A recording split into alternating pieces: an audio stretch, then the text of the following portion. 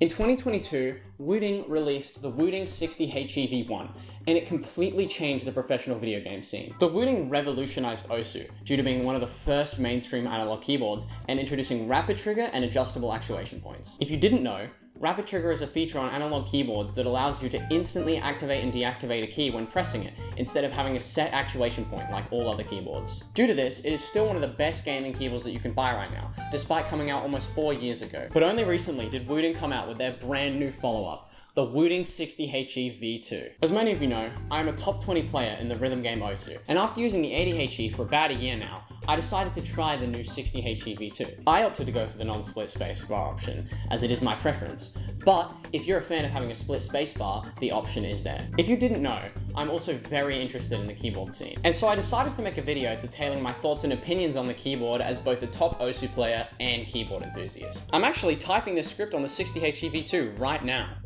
One of the first things that I noticed is how differently it feels and sounds to the Wooting 80HE, and I was immediately a fan. The switches bounce back much easier and feel so much smoother than that of the older models. And the brand new Ticken switches, in my opinion, feel and sound perfect right out of the box, which is very rare for a keyboard. Let's talk about sound. One of the best things about this board for me is that it comes with multiple sound dampening options, that being EPDM foam, silicone, and none. All three options sound completely different from each other, and it gives easily accessible customization to the board, especially since sound profiles are an extremely important part of keyboards as a whole. In order to change the foam, we must first remove the PCB. Removing the PCB from the case is as easy as just pulling it out, and they even give you a tool to help remove it, although I like to just pull it out like this.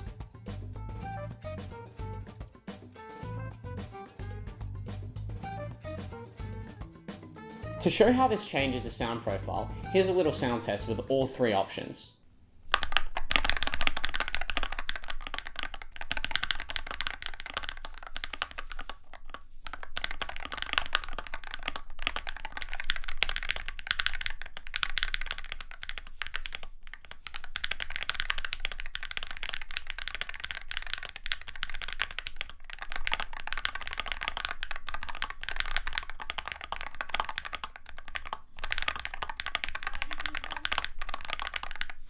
I personally like using the EPDM foam the most for that deep and thocky sound, rather than the clickier sound of the silicone. After some experimentation with the board, I booted up some OSU to see how it would feel when playing, and if it would affect my gameplay. It took some time to get used to, as the switches felt slightly heavier than that of my 80HE, but I chalked that up to me simply not having used them enough. For some context, here are my rapid trigger settings. I had to tweak them slightly for this keyboard, but after only half an hour, my tapping had literally never felt better, and I was streaming 222 BPM like butter. After this, I decided to detail my experiences with the V2 and see if it could provide a genuine boost in skill, and this is where it surprised me. The first day was mostly just me de-rusting my aim, as I had not played the game in a few days, but about an hour into my session, I could already feel a marginal difference in my tapping ability. The switches provided a much nicer bounce back compared to the older Leica switches, which made it easier to not bottom out and required much less energy.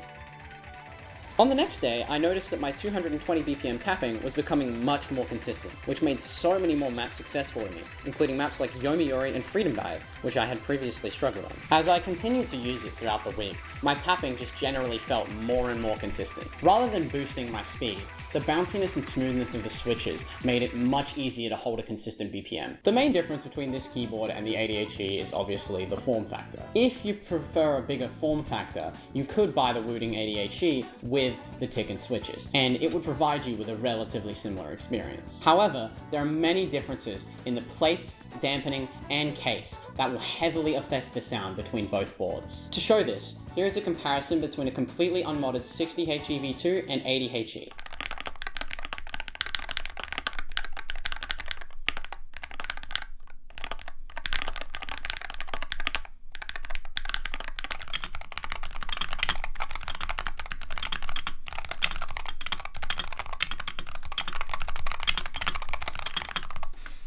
I also did a side-by-side comparison with the older Leica switches and the new Ticken switches in both boards.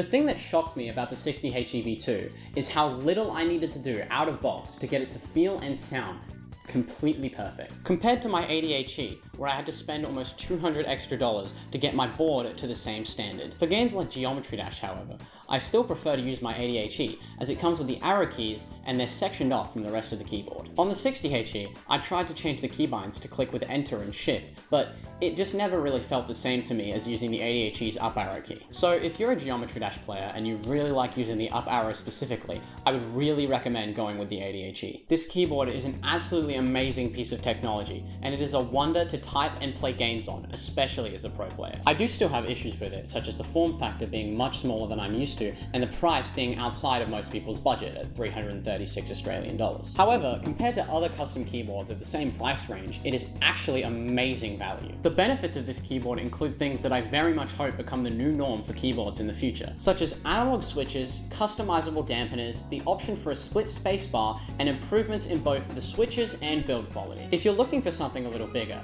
you cannot go wrong with the 80HE. However, the new tick and switches are definitely worth using, even on the older boards. Overall though, the Wooting 60HEV2 is a solid improvement from the V1, especially if you're a keyboard enthusiast, and I believe Wooting did an amazing job building this keyboard. Thank you so much for watching this video. Me and my editor, Alex, have been working very hard to get this out there. So if you enjoyed, make sure to subscribe to support the channel, as there is much more future content to come. In my next video, I will be playing and reviewing maps that were made by you, the viewer. So make sure to join my Discord and fill out the form if you want to participate. Thank you and goodbye.